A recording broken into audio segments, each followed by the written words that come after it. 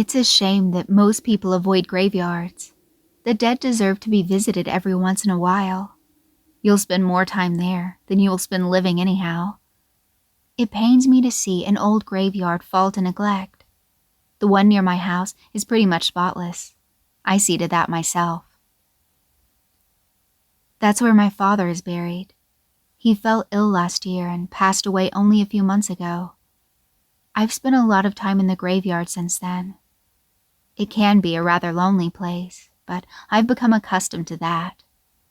Father always encouraged me to take a husband, but for one reason or another, it never really worked out. Loneliness is nothing new to me. One day, when tending to the graveyard, I found a single mason jar lying atop a grave. It was filled with what appeared to be murky rainwater and sticks. Assuming that it was an old flower vase that had been left out in the rain, I poured out the contents. I'd soon learn the mistake I'd made. The headstone was blank on the left side. It was a couple's headstone. It must be sort of grim knowing exactly where you're going to be placed when you die, and where you'll spend the rest of eternity. That night, I had a strange dream. It was the eeriest of sights. I saw hollowed-out people made entirely of papier-mâché. They were dancing in the sickly moonlight in an elegant yet grotesque repose.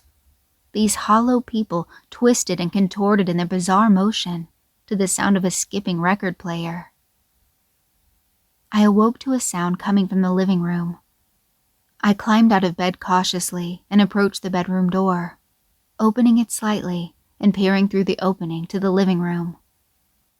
I saw nothing out of the ordinary, nothing that could have made a sound. I entered the living room to be sure. Nothing. As a lifelong lover of ghost stories, the thought of a spirit following me home from my many graveyard trips had no doubt had its effects on me. Though I was determined to not let my imagination get the better of me, I returned to my bed and tried once more to go to sleep. A lightning storm had rolled in, and the rain was making its way gracefully down the bedroom window as the thunder rumbled in the background. The storm outside began to soothe my mind with white noise, but an eerie sense came over me as I lay motionless, trying to clear my thoughts. It was the feeling of something sinister approaching, something creeping, something lurking closer and closer. Suddenly, a shadowy figure took shape at the foot of my bed. The lightning struck loudly just outside the window and illuminated the room through the silky curtains. I bolted upright and screamed in terror. The figure was a man in a dark suit, not unlike the kind they bury people in. He looked at me in a puzzled manner as if he was trying to figure out who I was, or if he recognized me. I looked back at him in much the same way. "Darling, won't you join me?" He spoke in a low voice. "Father, is that you?" I asked him. With that, the figure disappeared, dissolving into the dark as though he'd never been there at all. The next day, I went back to the graveyard. While kneeling down and cleaning a tombstone, I saw something out of the corner of my eye. I turned to look only to see the shadowy figure standing at the east end of the graveyard. I stood to my feet and stared at the dark-suited man in the distance. Softly, the specter spoke. "Won't you join me in the graveyard?" The cold wind howled across that morbid land of isolation. "There is a place for you here, in the dirt." The spectral man faded away into nothingness, leaving behind only a sense of unshakable dread and impending doom.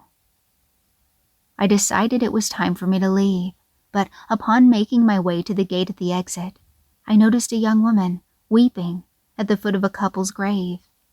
She had long, brunette hair in the same shade as mine. There was a certain haunting beauty about her. Noticing me walking in her direction, she dried her eyes and stood up. You haven't seen a mason jar in the graveyard, have you? She asked, turning to me. Looking down, I noticed that half of the headstone was blank. This was the gravestone where the mason jar was sitting. I explained that I drained the contents, thinking that it was an old flower pot of sorts. Her eyes widened. I instinctively apologized, though I didn't yet know why pouring out seemingly old water would be wrong of me. Her gaze shifted to the graveyard behind me. From the expression on her face, I knew exactly what she must have been seeing. When I turned behind me, I saw nothing there but a fading black mist in a rough silhouette. She looked at me with tears filling her eyes. I tried my best to comfort her. She told me that her husband always said that he wanted her to be buried next to him. She reluctantly agreed. He was a miserable drunk with a temper.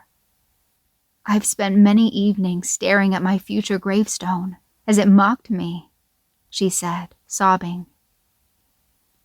The memory of her deceased husband had lingered around her and had appeared to her on many occasions, asking her to come back with him and take her place beside him. Nothing she tried could get the haunting to cease until her grandmother showed her an old family tradition, a method of banishing the unwanted spirits. She showed her how to add the ingredients and told her to leave the jar upon his headstone. The spell worked until I came along. Now his spirit was back amongst the graveyard. He had mistaken me for her the first time around, but having seen her, he wasn't going to leave her alone again. Hearing this, I apologized profusely once more and immediately escorted her out of the cemetery towards my vehicle. From beyond the gates, we could see the dark specter standing stoically. The figure lifted his hand, beckoning to her.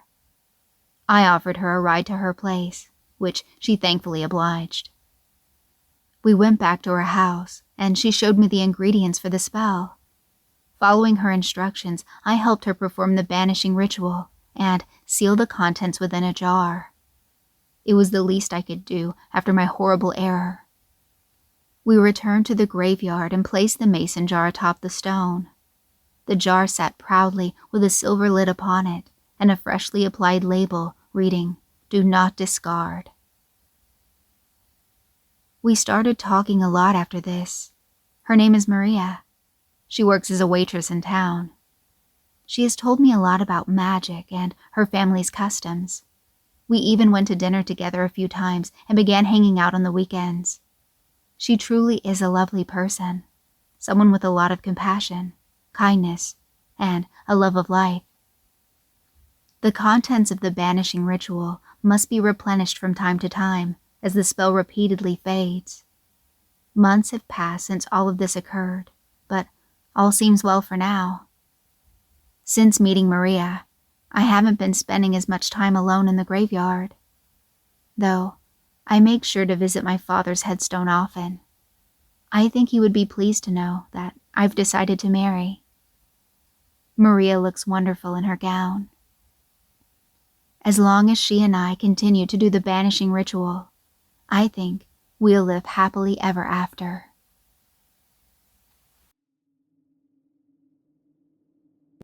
Super special shout out time for my awesome patrons, Miriam, Dan, Jeremy, Shoji, Jacob, Teddy Dog, and Katie. Thanks so much for supporting my channel.